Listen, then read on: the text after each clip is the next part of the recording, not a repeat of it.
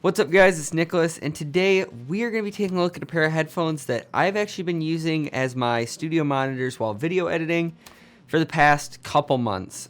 So I've really gotten some personal use with them, and I really hands-on, and I'd like to think that I've pretty much got them figured out. So the headphones we're talking about are these CB ones from Status Audio. I purchased them originally for $60 on Massdrop, where they're featured pretty often. But you can buy them normally off of their website for $80 US. So you can get a better deal on them off Massdrop, but obviously if they're not on there and you really want them, don't worry too much about it. It's $20. And honestly, even at the $80 price point, I think these are pretty worth it, honestly, but we'll get into that. Now, I originally bought these because I was using my Corsair Void wireless headset as my sound device while I was doing video editing. And obviously they're very bass heavy because they're a gaming headset, and it would mess with it, and then I'd listen to it on the TV and it didn't sound right, or I'd listen to it on my phone and it didn't sound right.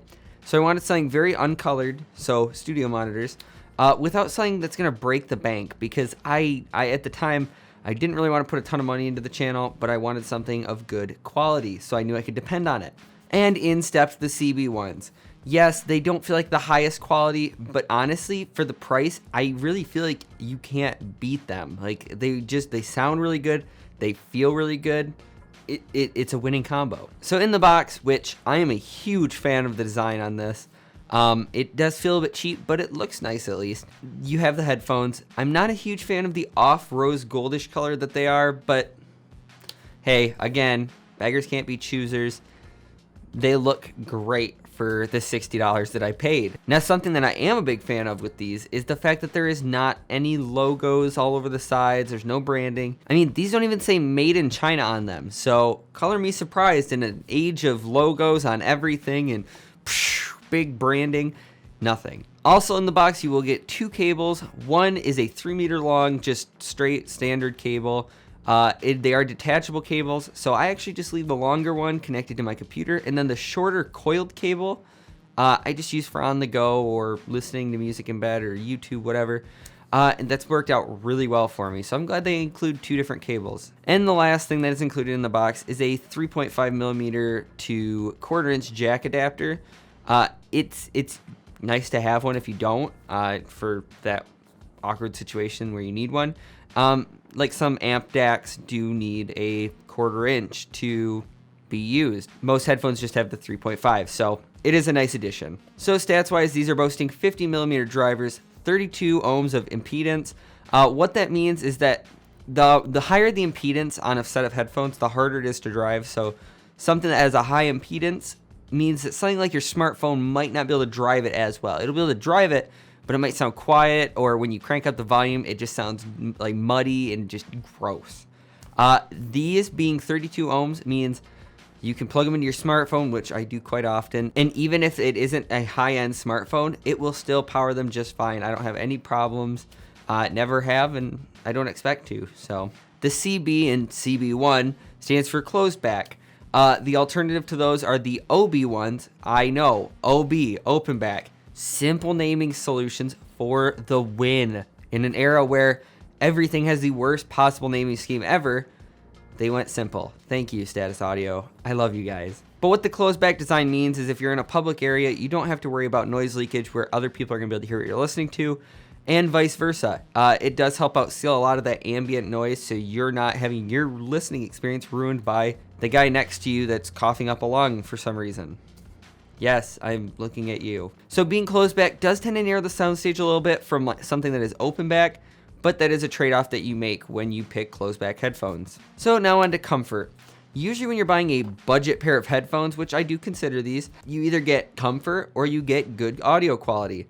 I really have to give it to Status Audio. These things tick both boxes for me, honestly, and I really didn't expect them to be. I knew they sounded good, and people say they were comfortable, but I didn't expect them to be this comfortable. Even with long gaming sessions and long editing sessions after hours, my ears aren't sweaty. They don't feel like they were cramped in there.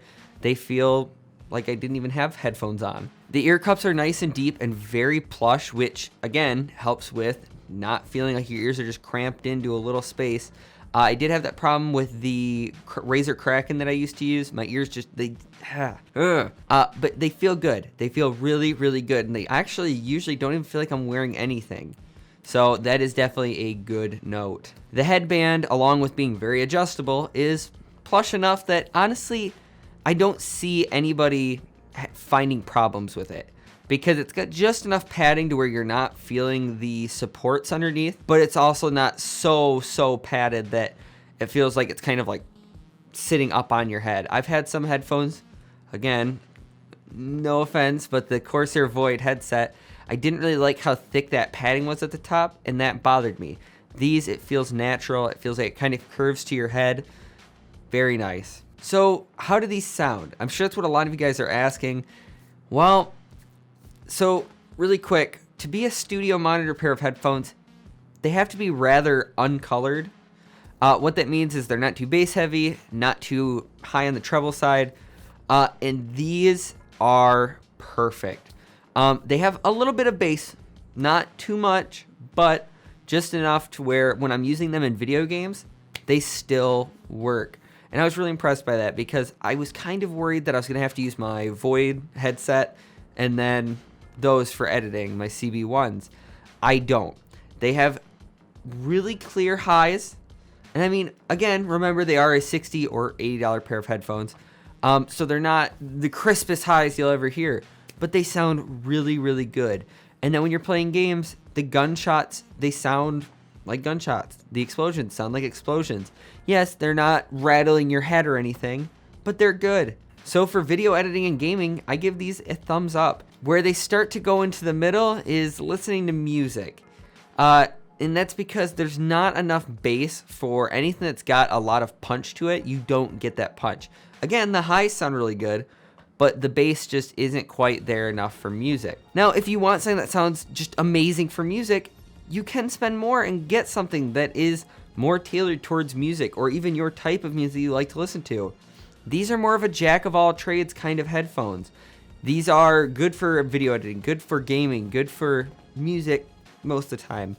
And that's why I am giving these a thumbs up overall. They're a great headphone. Honestly, I don't have any glaring problems with them. And that was one of the things that I wanted to try them for a while because I want to make sure that they were sturdy enough to hold up to my daily use. I want to make sure they were sturdy enough to hold up to me dropping them once in a while or whipping them on the floor. And they've held up for the last couple months. Amazing. So, like I said, I give these a thumbs up. These things are amazing for the price. So make sure you guys keep your eyes out for them on Mass Drop because at the $60 price, I really do recommend picking up a pair. I'm actually looking at picking up a second pair just because if these end up breaking, I don't really know what else I would buy. If you guys have a recommendation for another pair of headphones that I should take a look at or review or even just try for myself, put it down in the comments. Let me know. Leave the video a like if you liked it. Leave the video a dislike if you disliked it. Let me know why you liked or why you disliked it. Make sure you subscribe if you're not already. I really appreciate it. Twitter, Instagram, and Patreon down in the description. If you like the content I make and you want to see me make more and better content, become a patron. Even at the $1 tier, it helps us out a ton.